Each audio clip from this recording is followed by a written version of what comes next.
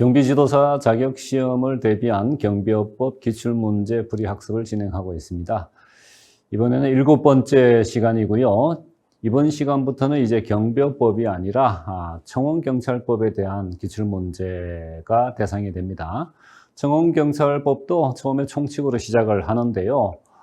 청원경찰법의 총칙은 크게 세 가지입니다. 청원경찰제도의 의, 그리고 청원경찰법의 목적과 정의, 그리고 청원경찰법의 직무 등이 해당이 돼요.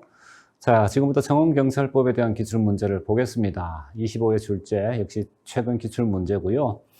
자, 이번에는 이제 문제 유형이 바뀌었네요. 청원경찰법령상 이렇게 나옵니다. 말씀드린 대로 청원경찰법령상이라고 명시를 한다는 것은 문제 응용 문제나 문제 변형을 하지 않겠다.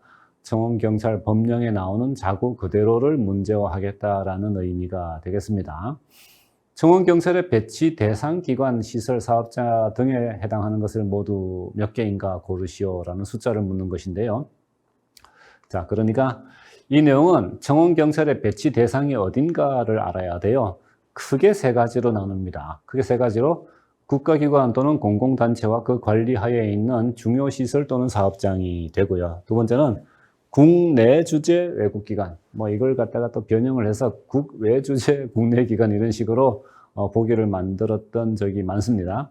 그리고 세 번째, 행정안전부령으로 정하는 중요시설, 사업장 또는 장소라고 되어 있는데 이 행정안전부령으로 정하는 시설이 그럼 어디냐 하는 부분에 대해서 6가지를 제시를 하고 있어요.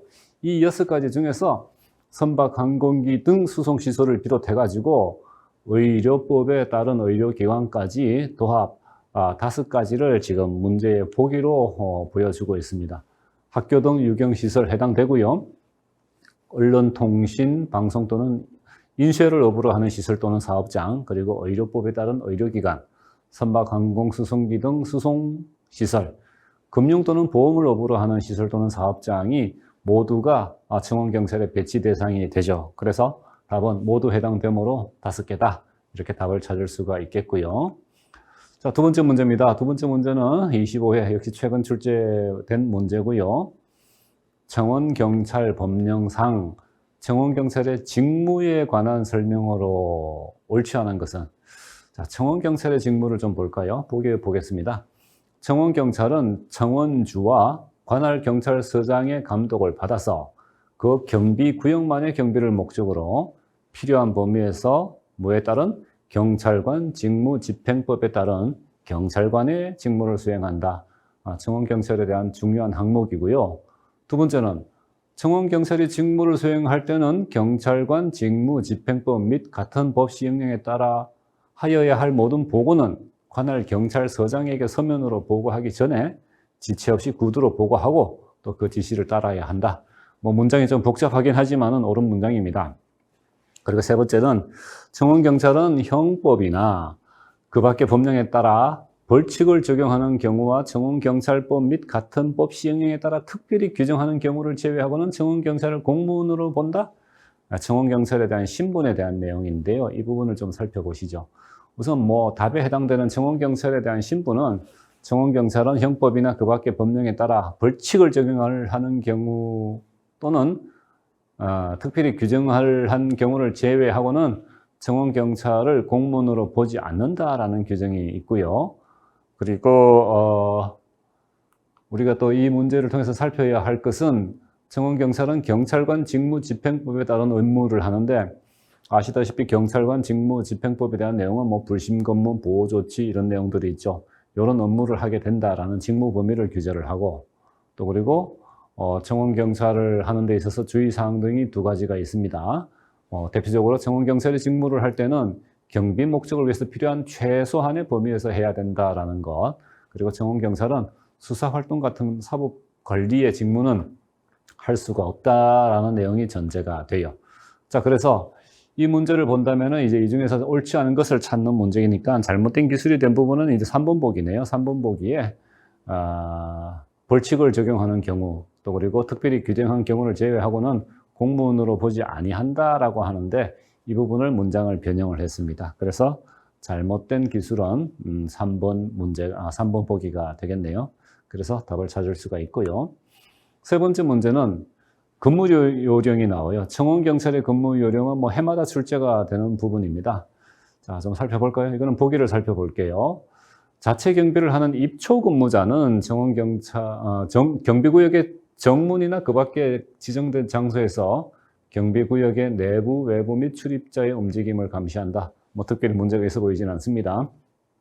두 번째, 업무 처리 및 자체 경비를 하는 손해 근무자는 근무 중 특이한 사항이 발생했을 때는 지체 없이 보고한다. 청원주나 관할 경찰서장에게. 그리고 보고를 하고 지시를 따른다. 이것도 특별히 문제가 없어 보이고요. 대기하는 근무자, 근무 안 하는 사람이겠네요. 대기하는 근무자는 협조하거나 휴식을 하면서 사고에 대비한다. 뭐 다 평이한 문장입니다. 자, 네 번째 문장 볼게요. 순찰 근무자는 단독 또는 복수로 요점 순찰을 한다. 이 부분이 잘못된 것 같아요. 그러면은 청원경찰 근무를 하는 데 있어서 근무 요령에 대한 규정은 자, 이 중에서 세 번째 보기를 볼게요. 순찰 근무자는 청원주가 지정한 일정 구역을 순회하면서 경비 임무를 수행을 하고 이때는 어떻게? 정선 순찰을 기본으로 한다라고 되어 있고 필요할 때는 요점이나 난선 순찰을 한다라고 되어 있어요. 그리고 1번에는 입초 근무자의 근무 요령이 나오는데 입초라고 하는 것은 서서 한 자리에 가만히 서서 보초 서는 일을 말합니다. 자, 말이 좀 어렵죠? 그래서 먼저 좀 정리를 할게요. 순찰 방법 지금 뭐 정선 순찰, 요점 순찰, 난선 순찰이 나오는데 정선 순찰이 하는 것은 짐작할 수 있습니다. 딱 정해진 노선대로 순찰을 한다. 두 번째 요점 순찰은 중요한 점, 그러니까 지정된 중요 지점을 순찰한다라는 뜻이고 난선 순찰은 임의로 순찰 지역이나 노선을 선정해서 불규칙적으로 한다라고 되어 있으니 항상 기준이 순찰의 기준이 되는 것은 요점 순찰이 아니라 정선 순찰이기 때문에 답을 고른다면 4번이 되겠네요. 청원경찰의 근무 요령에 관한 문제였습니다. 네 번째는 청원경찰 법령상 청원경찰의 복무에 관해서 경찰공무원법이 준용이 되는 것이 무엇이냐. 이 문제의 의미는 이렇습니다. 청원경찰의 복무에 대해서는 타법, 다른 법을 인용을 하는데요. 크게 국가공무원법을 따르고 또는 경찰공무원법을 따르고 때로는 그게 정해지지 않았으면 그 회사의 취업 규칙에 따른다라는 내용이 있어요. 그러면 국가공무원법을 따르는 복무의 어떤 내용은 의무는 이런 게 있습니다. 복종의 의무, 직장 이탈 금지의 의무, 비밀 음수의 의무가 있고 경찰공무원법을 따르는 것은 거짓보고 등의 금지에 대한 의무가 있습니다. 그런데 여기서는 이제 이 중에서 방금 살펴봤던 대로 경찰공무원법 규정이 준용되는 것은 그 중에서 거짓보고 등의 금지에 대한 조항이 있네요. 그래서 이 부분이 답이 되는 것이고요. 이렇게 정해지지 않았다면 그 밖의 것들은 그 사업장의 취업규칙을 따른다라는 조항으로 정리를 할 수가 있습니다. 자, 이 단원의 정리를 해볼게요. 청원경찰에 대한 총칙이 되는데 이 단원에서는 청원경찰법의 목적을 살펴보고요.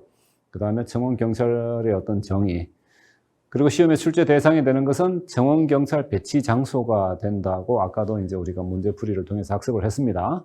특히 행정안전부령이 정하는 장소 6가지 숙지를 해야 되고요. 그리고 청원경찰의 직무에 대해서는 청원경찰의 직무와 근무 요령, 그리고 청원경찰의 신분 및 복무에 관한 사항을 학습을 해 두셔야 됩니다.